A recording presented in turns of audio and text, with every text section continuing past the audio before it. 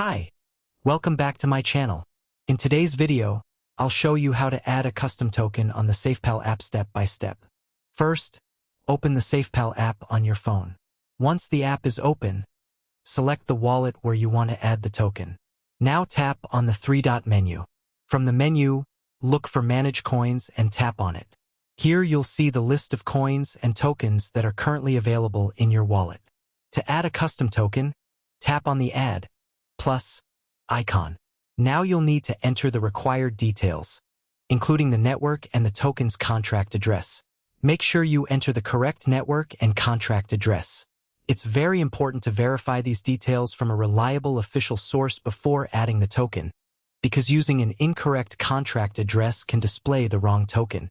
After entering all the required information, carefully check everything once again. Then tap Confirm to add the token.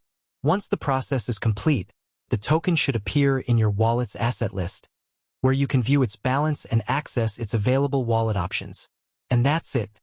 These are the simple steps to add a custom token on SafePal. Thanks for watching.